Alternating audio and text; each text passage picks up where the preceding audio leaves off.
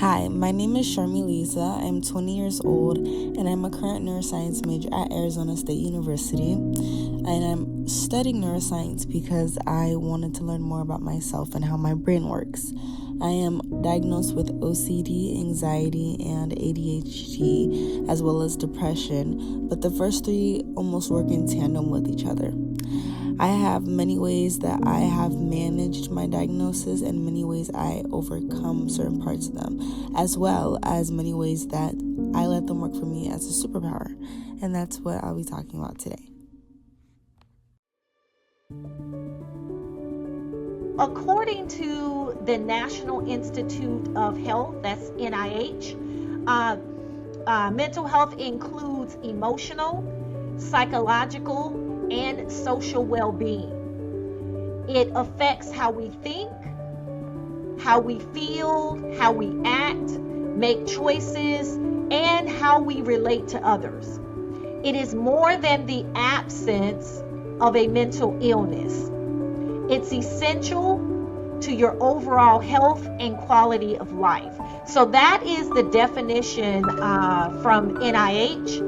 CDC, the Centers for Disease Control, defines mental health as a component of behavioral health that includes our emotional, psychological, and social well-being. Mental health is a state of well-being that enables us to cope with the stresses of life, realize our abilities, learn well and work well, and contribute to our communities. And then we have the Substance Abuse and Mental Health Services Administration, that is SAMHSA. SAMHSA defines mental health as it includes our emotional, psychological, and social well-being. It affects how we think, feel, and act, and helps determine how we handle stress.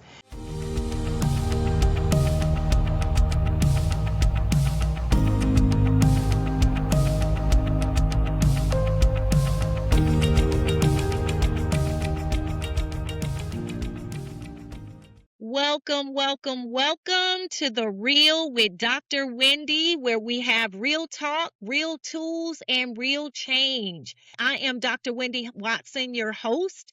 So glad to be here.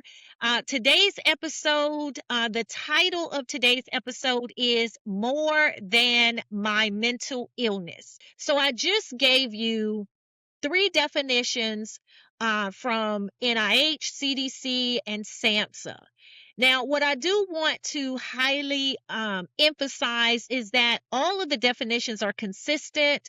They all emphasize that mental health is more than the absence of mental illness. And I want to just kind of emphasize that because sometimes when we hear mental health, because of the stigma that's associated with mental illness, we automatically think mental illness. And so there is, again, a stigma that's associated with mental health as well as mental illness. Now, I also want to define mental illness. So I just gave three definitions of mental health. And so the CDC defines mental illness as a condition or conditions that affect a person's thinking, feeling, mood, or behavior and may impact daily functioning, relationships, and overall well-being. So what we may see as examples is, affecting thoughts or emotions or behaviors, causing distress or difficulty functioning, whether it's at home, school, work, or in relationships. Mental illnesses can vary in severity. They can go from mild to severe, and they can be temporary or long term.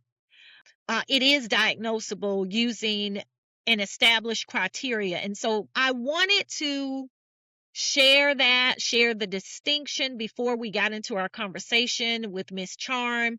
So, according to NIH, approximately 1 in 5 adolescents, that's 20% of adolescents ages 12 to 17, have a diagnosed mental or behavioral health condition, including anxiety, depression, or behavioral disorders. Between 2016 and 2023, diagnosed mental and behavioral health conditions among adolescents increased by 35%.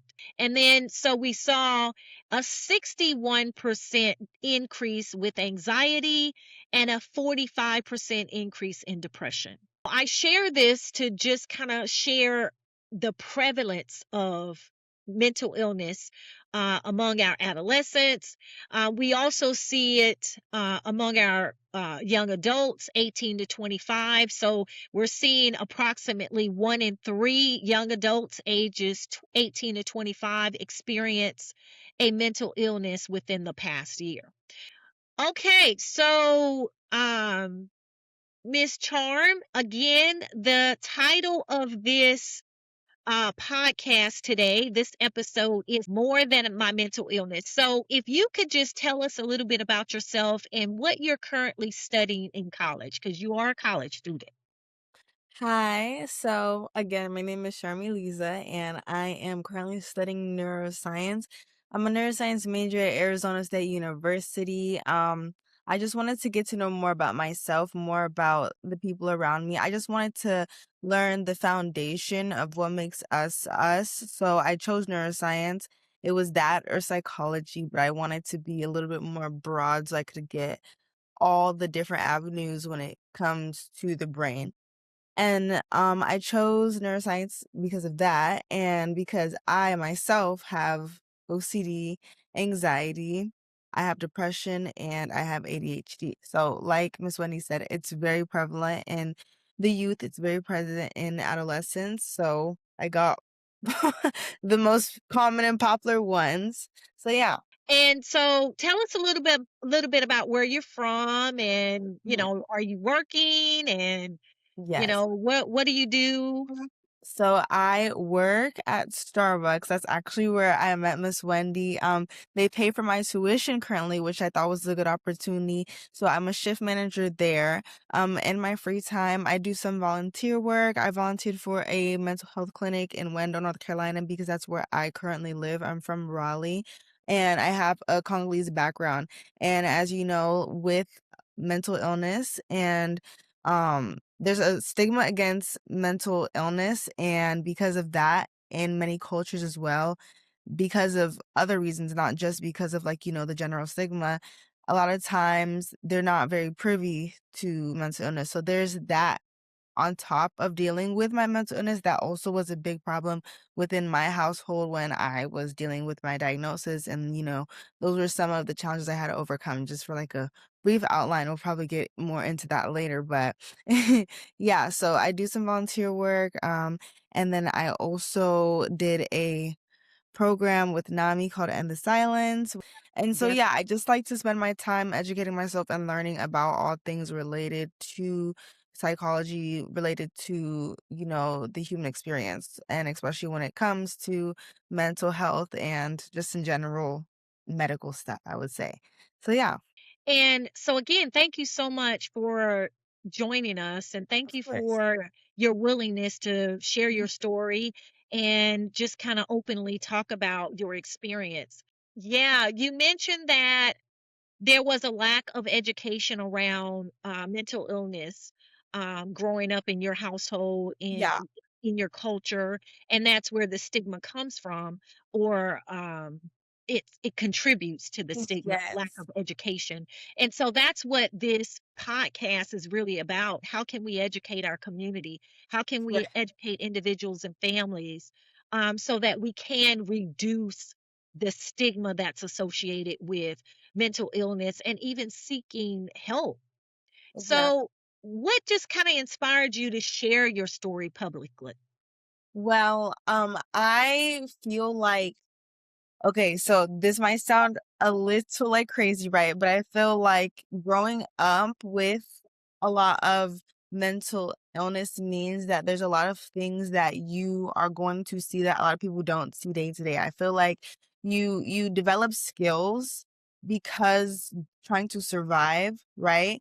You develop survival skills that not many people adapted to, right? So for me, at a young age, I feel like one of the skills I developed was like, pattern recognition and like always trying to like understand people and always trying to like, I guess, perceive people before I'd even have, like, conversations with them because of being scared to, like, I guess, make the wrong move, right? And I feel like a lot of that is because of my anxiety, which I didn't realize I had at the time. So, because of, like, the rift between me and my parents at a young age because of the things I was dealing with, which were my diagnosis that they did not understand, there was this very strong desire, I would say, to try to understand myself and understand what was wrong with me to them. Does that make sense? So Yeah. it was like I spent time trying to understand them and then I spent time trying to understand myself. So I went down, the rabbit hole of like, like how like it was just always like, how can I make my parents happy? How can I do this? How can I do that? And like when I felt like nothing worked, I came to the conclusion that like, okay, this might just be like it might not be a me thing. So Yeah. when I did get diagnosed later, it was a little bit after high school, right before college. I was going through the process of like, getting my exams and stuff like that. I realized that what was so frustrating to my parents about me is that I did not operate in a way that they believed was normal in quotation marks because this is a podcast, right? Yeah. So you mentioned that's interesting. You mentioned that, you were young and so Mhm. you weren't diagnosed and there were some behaviors and there were some you I think you may have called it rift between you and your parents, but Yeah. some conflict because there were some behaviors, there were some expectations that maybe your parents had of you that you didn't meet, and because of that there was some conflict. Yeah. And so what did that look like? What was some of the conflicts? What was some of the riff, as you called it? I would say for what I was like the black sheep of the family. So it's like there was a lot of comparison in between me and like my cousins, me and like other people in my family who I didn't understand that it's like, why am I always being compared to somebody? And it was because I was like a problem child. Like I didn't listen. I did everything right in my eyes because like, okay, I was good in school. I think there's a big pattern with kids who have like ADHD or kids who are neurodivergent. There's always like that like, gifted element. So yeah, like I was in like a gifted program when I was little. I was doing great in school. Like they wanted me to skip a grade. I didn't know I was like really good when it came to my education, right? And I was really what I felt like was good when it came to my responsibilities as a child. So it was like I didn't understand where the comparison was coming from and I didn't understand why nothing I could really do was correct. So that's what the rift was. It was a constant challenge between me and my parents of how can I exceed their expectations as a child and why am I not able to do that? And I guess it's because the way that I chose to do things, the way that I chose to operate was not what they considered the norm. Um, Now, did you have siblings? I had siblings, or I have siblings, but they're all my half siblings. So I Okay. technically grew up as an only child. So I was the only focus of the household, I would say. Okay. So was there any comparison? Um, Not to my siblings because my sister lives in Europe. okay. So she's with my mom. So it's not anything that dad was seeing down here. And not to my other sister because she's 10 years older than me. So it's kind of like she's not somebody to compare me to. So it was basically the expectations that they had for you, and of course they weren't being met. Right. And not that you didn't want to meet them, but them just not understanding some of the challenges that you had. Yeah, and the way that like I chose to operate, which could still produce results even if it wasn't in the format or like the desired way that they wanted it to be like complete. So like for example, I am such a procrastinator. That's Yeah. like a product of my like ADHD. So it's Yeah.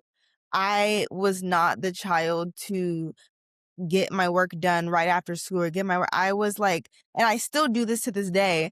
I will stay up until the last minute and do it. And that might be at 12 a.m. at night or like, 11 p.m. to get it done before 11:59 because I procrastinate, but if I'm getting the work done in my head, I guess that was enough. So it's like Yeah, there's like an example of like a rift of like, get your work done, get your work done. It's like I don't want to do it right now, but I'm gonna do it eventually. So, that's right. what ADHD can sometimes do. So that's like an example. Gotcha, gotcha. So, what were some of the biggest challenges that you faced during that time? Now, obviously, you just mentioned about not, you know, being able to meet the expectations of your parents. You gave the example about not doing your work when they Right. asked you to do it. But in terms of school or Right. schoolwork or developing relationships, Right. peer relationships. So I'll fast forward then. I'll like jump to this is like I would say between the ages of 16 and right now, which is 20, right? Yeah. So I had really good grades up until I would say 11th grade, right? Where I would say that my symptoms became worse. So this is right before I decided that it was time for me to get a diagnosis because like what's going on? Yeah. I was really, really bad with procrastination during my last years of high school. I was not as open as I would say to participating in extracurricular activities or like, doing things outside of school. I did not at all turn in my work on time. I was so bad with that because I would sleep a lot during the day and then like I would wake up like maybe an hour before something was supposed to be turned and try to get it done or like I would have to ask for extensions all the time because I can get it done. I know I can do it, but I just didn't do it. That was a Uh-huh. big thing in my life was like I know I can do this. I know I can do it well, but my body is not letting me do this. So Yeah. that is a really, I would say like one of the biggest challenges that I had during those years and still do today is not having the sheer power to do something even if I have all the will in the world. So that's one thing. And I would say around those years too, because of all the pressures of school, of graduation, of, your senior Yeah. year, of Yeah. college, of transferring and all that kind of stuff. I also did fall into what I would say was about of depression because of all of those pressures. And so that's where I also say like the 3 that is a trifecta is my anxiety, ADHD, and OCD because, it's like if those 3 are, like, really, really bad, my depression can get really, really bad because I end up just feeling helpless because my symptoms are so daunting, right? But when it came to school, it was the cycle of, "Okay, I'm procrastinating because of my ADHD, but now I know that because I'm procrastinating, there might be a consequence later, which induces anxiety." But then it's Yeah. like, okay, so in order to, like, revert the effects of how bad those consequences should be. This work should be as perfect as possible, which is a The result of the OCD. OCD. And so I tend to go into like the stagnation mode of like, I can't do anything. I cannot move because any move I make might be wrong.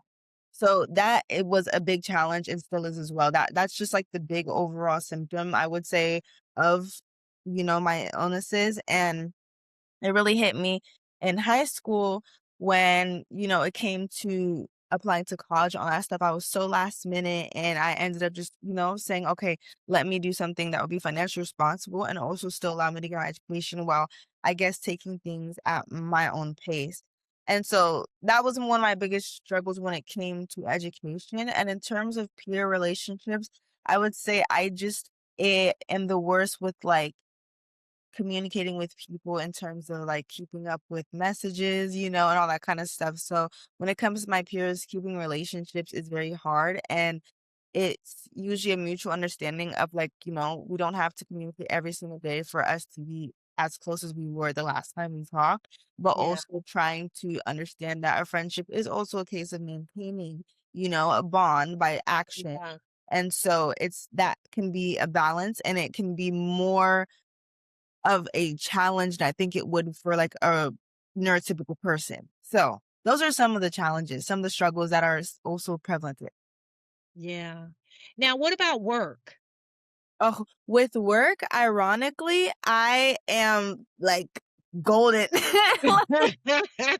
It's crazy because it's the one environment where I don't take my I do take medication, which I'm assuming we'll probably talk about later as well. Yeah.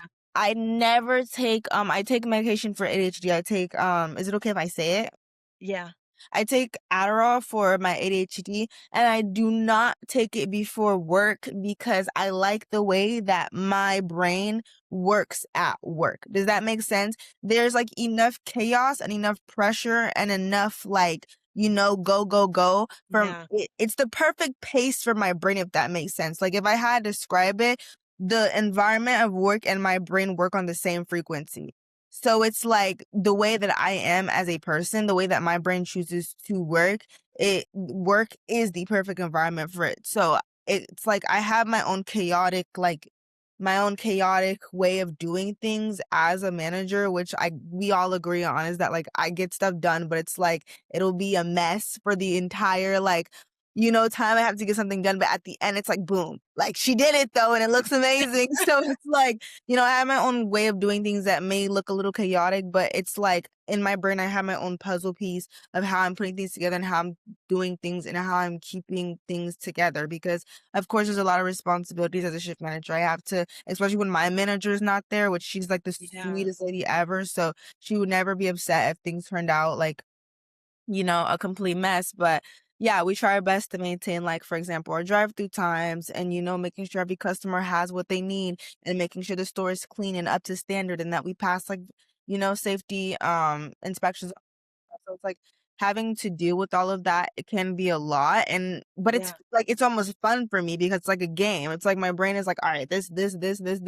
My brain likes that. So it's like, it's good. It's like that constant dopamine hit of doing something done, accomplishing something because, my brain lacks dopamine. So it's like, all Yeah. right, like if I accomplish this, it's like a little bonus. It's like a reward. And then like, when I'm done, I can get a sweet treat. Like I work at Starbucks. Like, so it's like I have constant dopamine. So working like I do work works for me, and I work those weird like you would know the 4 to like 12, Yeah. 4 to 1 p.m. So I literally get to work at like my prime hours, which is at nighttime. I'm a big night owl, and I honestly think that it has something to do with ADHD. I think like our circadian rhythm is like thrown off because I feel like that's a thing for a lot of people with ADHD. They tend to operate on a completely different like schedule with sleep and stuff, but that's a different, completely off topic thing. Nice. So for you at work, just the busyness Mhm. and you're able to focus on the multiple tasks that need Right. to be completed. And so for you, you're able to do that successfully. Right, exactly. It's like I like the pressure and having so Yeah. much different things to do because I think people like to describe the ADHD brain as like multiple tabs open. Yeah. So at work, I have multiple tabs open. So it's like, all right, so my ADHD brain gets to work in an ADHD environment, multiple tabs open, like. Gotcha. Well, thank you so much for explaining that because I'm sure that there's listeners, whether it's parents, caregivers who don't really understand how their youth or child's brain just kind of works, but you It's sharing different. that, Yeah, yeah, it's different. completely different. I think that we tend to think of the way that the human brain works as this like one size thing, but Yeah. it's not. And we know that because of like, science experiments in the past, like, different studies or like different conditions that Yeah. literally reprogram how the brain works. The brain is like so complex and our nervous system is so complex that I think it's so silly to try to box all of our brains into one thing just because that is the way that we have organized society. It's like the way we've organized society, things still live outside of that and we only perceive what we choose to. So it's like just because my process is different from your process does not make my process wrong. And I think that with that, that means that we have to learn how to normalize mental health because that means that there's going to be a spectrum that people operate on that we should learn how to adapt to, right? And that also means that when it comes to mental illness and then when it comes to the way it affects people, we have to take it as serious as we would physical health. Absolutely. That's an excellent point that you make. And I Mhm. think this is definitely important for parents and caregivers, right? Because Right. when you're dealing with someone with a mental illness or ADHD, um, understanding that their brain doesn't work the same way as yours. So Mhm. these expectations that you have, Right. the youth or child cannot meet those expectations, and so there needs to be some flexibility Yeah, in the way exactly. that you parent, and some flexibility in your expectations, and you have to Exactly. be able to understand what this means, Right. or what's actually happening. Exactly. So I so appreciate you explaining it and Of course. simplifying it in Yeah. the way that you have. Thank Yes. you. And I think that flexibility also, like, people might attribute it to like a problem. It's not a problem. It's Yes. just that we have these two different perspectives in which we have a common goal that we can still meet. When you say that, and when you think about parents, Mhm. what is something that you would say to parents in terms of being able to understand, being able to be flexible, being able to be flexible with your parenting style? What would you say to parents who are, experiencing their child experiencing this disorder? I think I would say that first you need patience. It takes a lot of patience because it's like we're all living this life for the first time. So you cannot have such like daunting or I guess a strict way of operating someone else's life, right? It's Right. like you need to give leeway to produce opportunity and to produce results that could be better than the ones that you believe are going to take place, right? It's like every single time you choose a new way of doing something, every single time you take a new action that can produce results that you have never expected. So it's like, do not be afraid and be patient of the way that somebody is doing something or the way that somebody chooses to do something. Think about what the product could look like based on what they're doing, not just about what it is that they are doing. I think just thinking outside the box and looking at a bigger picture is just always the key to allowing something to flourish with enough creativity and enough like, character in that person because you entrusted them to, produce something for you. Entrust them that and let them have their own creativity. Let them like incite their own passion into that. Let them incite their own, person into that. I think that's important. It's like you gave birth to another person who gets to live just as big of his life as you. You did not give birth to another you. So, embrace the differences and look at their brain as like an artifact, not as like, this like, come on, we gotta straighten you up into my Right. brain or this brain. Yeah. That is awesome what you said. Like, you Thank you you. gave birth to another human being, not another you. Right, exactly. So you gotta embrace the difference because that's what makes us human. We're so different. We're like aliens to animals. We're all animals, but they think we're like aliens. So it's like, come on, we have to be different. We Yeah. have to live up to what we perceive ourselves us as humans. Yeah, cause we're all human.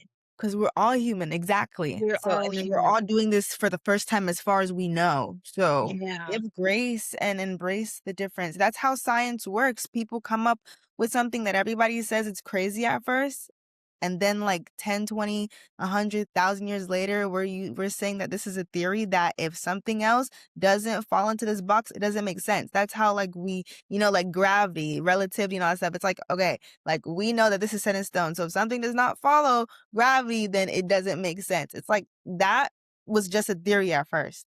So let differences take place. Let people have different ideas and different processes because you do not know what that could produce. Yeah. Nice.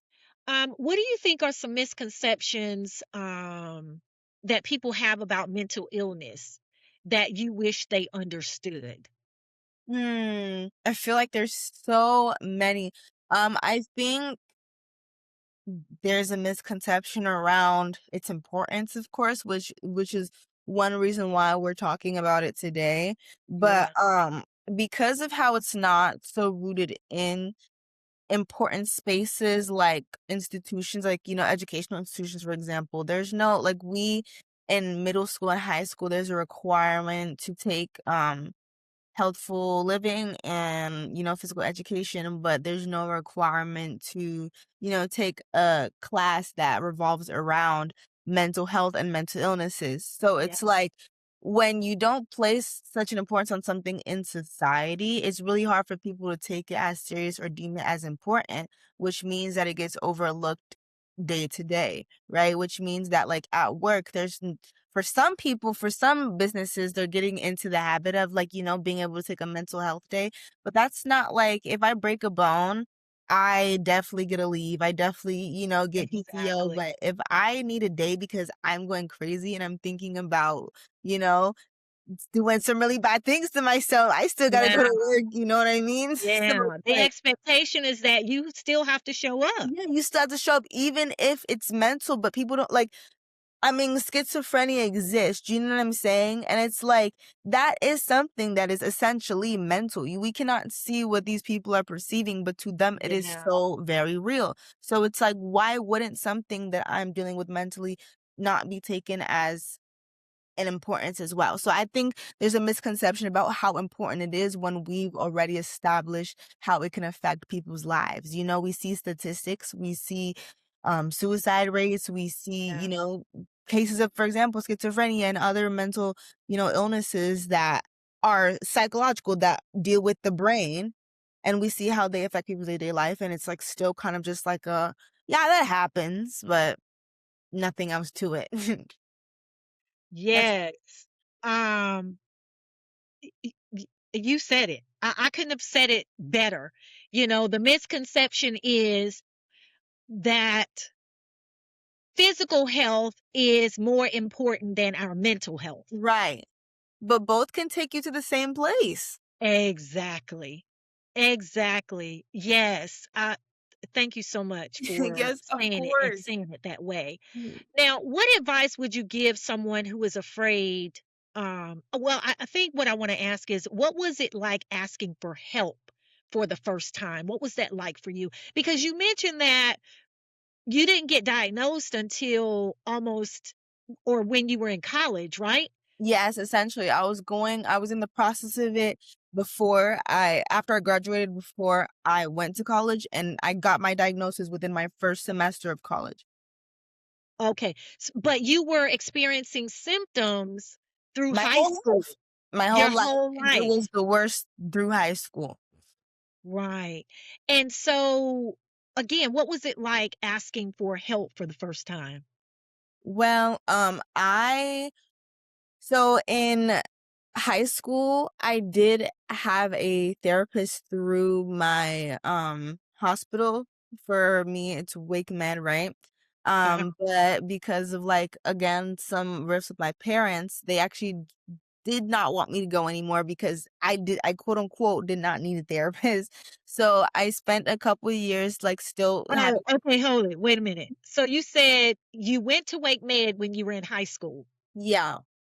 and you had a therapist. Yes, because I spoke to my, like, regular doctor about Uh-huh. what I was experiencing, and Okay. I made it a point to, like, say, like, "Hey, this is, like, a private conversation," because they let you do that, they're like, "Do you want your parents in the room or not?" And it's like, I wanted to be honest about the way I was feeling because I knew it's, like, one of those things where something is wrong, but, like, you don't want to make it a deal because you also are scared of the fact that something might be wrong, right?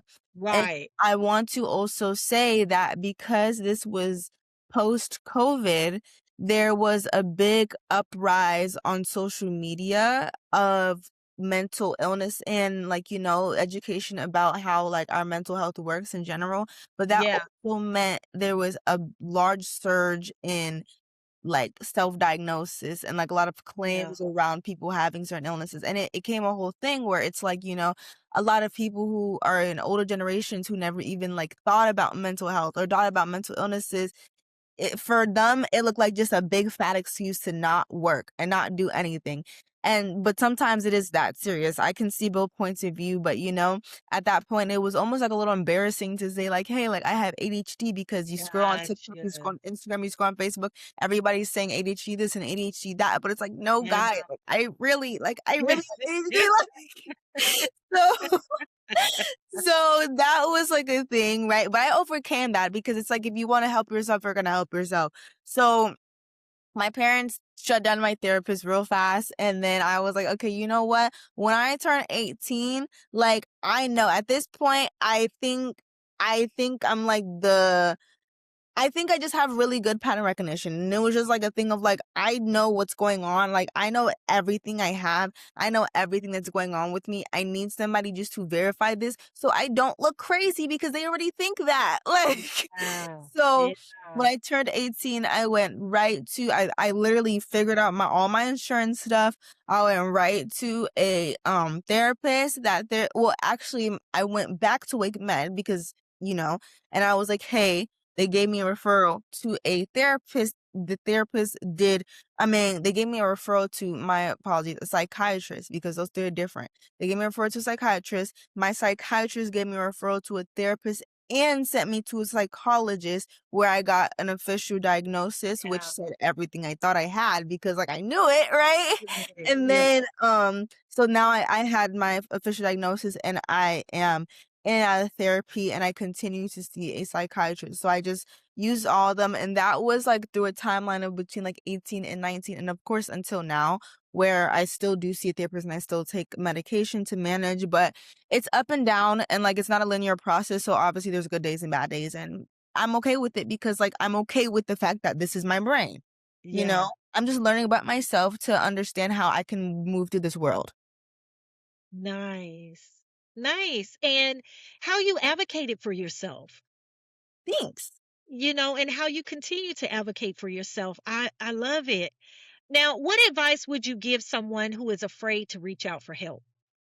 I think that this may sound a little harsh, and maybe I should give like two things of advice, because I don't want this one to sound like, harsh, but I think that it's important to remember that this is your life, and no matter how certain you are of what will become of it, it's always important to take a hold of your life as much as possible. So if Yeah. it's something that you're thinking about and something that you feel like could be life changing, then there's no harm in trying. So it's Yeah. like taking that effort. I mean, look, I have anxiety. It was very hard to advocate for myself, and it was very hard to do it, honestly, in a way that was almost behind my parents' back. Like, we talk about it now and it's out in the air, but like there was so many, I guess, struggles in the back of my head, or so many things that, like, I thought would be challenging and were giving me anxiety about it in the back of my head. But I did it because I knew what it could do for me in the long run. And I knew that there was no harm in trying. It's like, it works or I remain the same. Yeah. So it's like betting on that. But I guess another piece of advice is that, you know, you go to the doctor how many times a year, maybe once or twice. It doesn't hurt to at least once or twice a year, check in with your therapist if you choose to get one, or just check in with a psychiatrist and say, hey, like, I just want to like evaluate, like, I just want to take some tests and see what's going on, if that's an option. So it's like, just think about it as a routine task. Don't think about it as you are doing something that a lot of people don't do, or this is something that's going to put you in a box or category. Think about it Right. as, I'm just trying to take care of myself. I'm going to the doctors, like, or I'm going to my therapist just to check in like I would my doctor, or I'm going to my nutritionist just to check in like I would with my, I don't know, person who does my blood routines. Yeah. Like, so yeah, Yeah. don't make it a big deal in your head. Right. And it's like we said earlier that our mental health is just as important as our physical health. So Yeah. the advice that you're giving is just like you would go and get a routine physical health check, then, get a routine physical mental health check. It, Exactly.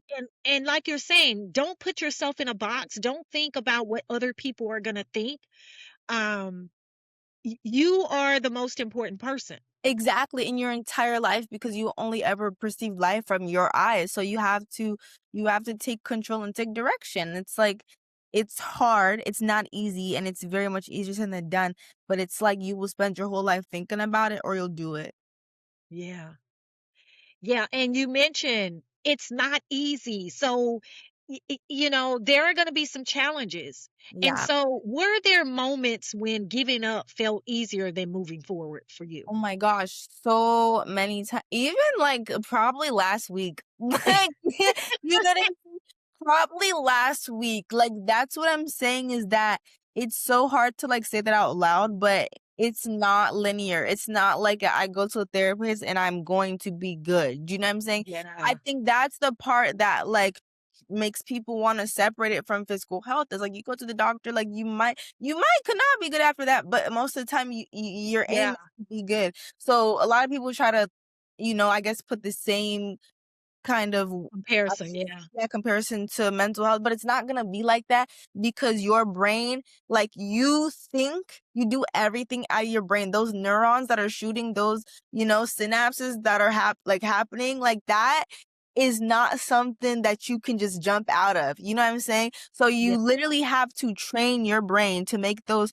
connections and you have to rewire your brain to perceive the world in a certain way for a permanent change to occur. And that's not going to take 1 to 30 to a year, sometimes even, depending on what you're dealing with. So it's like, it's not going to be linear. You're going to have those good days and you have those bad days. But I personally manage those bad days by remembering that there's going to be another day. Every day restarts. That's so cliche, but like every single day restarts and tomorrow's a chance to try again. So let a bad day be a bad day because there's Yeah. gonna be other days. I have bad days. I had a bad probably week like a couple weeks ago, and it's like here I am and I feel good now, and honestly I just needed some vitamin D. Sometimes it's just that, like sometimes your hormones are out of whack. Sometimes it's not even your brain, it's like your body telling you like I'm tired. I slept in for that whole entire week. I didn't touch anything and I felt horrible and guilty about it, but I told myself it's okay because I can get up and I can try again once I feel good. That's my mental health speaking to me when that's going on, so I'm listening. Yes. So, it's okay to have a bad day. It's so okay to have a bad day. That's life. If you expect to not have any bad days, then you might as well just go try to get another life. Try to figure that out because you're gonna be so disappointed. Right. It is okay. It is so unrealistic to It's believe that things are gonna be peaches it and is cream so every unrealistic. day. It is so unrealistic. It's like, I so wish. And like, if you're really, really, really having a really bad day, I usually feel a little bit better by spending money. So maybe like do something like that. Like, I don't know, figure out what makes you happy. There's something that will uplift you on a bad day. When I'm having a bad day, I look for the dopamine. I'm okay with it. You know what I mean? I'll Yeah. take a sweet treat. I'll make myself feel better because I'm acknowledging that I'm having a bad day. It's okay. Yeah. Take care of yourself on those days. It's so self-care and Mhm. you know, you just said that so wonderfully, right? Because you said, "I acknowledge that I'm having a bad day. It's Yeah. okay for me to Okay. acknowledge it." Yeah. And then but I don't have to stay there. Yeah, you don't have, and that's what I'm saying, it's a state of mind. It's literally a Yeah. state of mind. That's why I say that, like, when it comes to healing, it is going to take, or not even healing, but when it comes to, your mental health, you have to acknowledge that, like, yes, I'm having a bad day today, I'm having a good day tomorrow. It's not gonna be linear. That lack of linearness is your brain changing perception. So on Yeah. that bad day, it's like instead of internalizing that bad day and then thinking because of this bad day, I'm going to have a bad life, or thinking I can't do this because I'm going to have a bad day, or I can't have that because I'm having a bad day, you think outside of yourself and you look at yourself and you go, okay, I'm having a bad day. And then you can, reevaluate how you want to go about the rest of that day because you're having a bad day. I'm having a bad day, so I'm going to sleep the rest of the day away. And I'm okay with that. I'll try again tomorrow. Yeah. So sounds like you have some coping strategies that you implement when you Yeah, are having a bad day. for Um, sure, because mental illnesses do not go away, they're just managed, so you will yeah. spend a lot of time managing, you know? So I know we talked about the medication, and I think sometimes people may feel that, there's this magic pill that's going to take away all of my challenges, and there isn't. Like you just said, medication can help. However, this illness isn't going to disappear. You realize that you have to manage it. And Right. so you manage it with medication, but there's also some additional things that you have to do to maintain um, the healthy lifestyle, or uh, manage the symptoms that you experience. Exactly. So what message do you hope people take away when they hear your story? I hope that people understand how valuable life is and how valuable exploring as many aspects of it is important. So that being said, that includes, exploring your mental health. That includes learning more about your body. That includes learning more about the way that you operate in the world. That includes learning your gifts, learning your talents, learning what you like, learning what you don't like. Spending time with yourself and paying attention to how you are manifesting in the world is the I think that's what being human is. And I think you have to take charge of that experience and do the best you can to make the experience that you're having the one that you want. And so take care of yourself and, pay attention to your mental health as much as you would your physical health. Pay attention to your friends, pay attention to your families. Try to just pay more attention, look more at the world. I think that's so important in this day and age, especially with the way that things are advancing, technology is getting so advanced, it's, like, getting scary. We are stepping into a new way of living, whether we like it or not, but that's just what, like, I guess humans have been doing since the dawn of time. So it's like, Yeah. embrace it, but pay attention and, you know, look at the Yeah. world. Nice. So, last question. Mhm, If you could speak to the younger version of yourself, mhm. the one who was struggling the most, what would you say? Oh my gosh, that's so scary. I had a conversation with myself earlier today where I was like just telling myself about how much I was really, really happy to exist as me. And I do believe in God. So I was like, oh, thank God for like being me. Like I'm so happy to be me. And so Yeah. I would tell my younger self that you are going to love who you are regardless of how your looks like. So take that love you have for that person and spread it into world and all the work that you do. That's what I would tell her. Like it's okay because you'll end up like as long as you love yourself and love what you're putting out into the world, you will feel okay. Yeah, that's what I would tell her because that feeling is, I think, on top. So Nice. thank you. Nice. I so appreciate you, I appreciate you. more than you'll probably ever know, right? Because What? more than you know, right? Because as you mentioned earlier, we met in Starbucks, and Yes. So. I've grown to, admire you. I've grown Oh, to, yes, I've grown to love you. I love Just you. your energy. Now, Thank we didn't you. get to, so briefly, I want you to tell me about NAMI and your Yes. experience with NAMI, and what you're doing with them. So NAMI is a nonprofit and they have an affiliate in Wake County, which is where me and Miss Wendi reside, if you did not know. And so they basically are a nonprofit that aligns with educating about mental illness and educating about our mental health.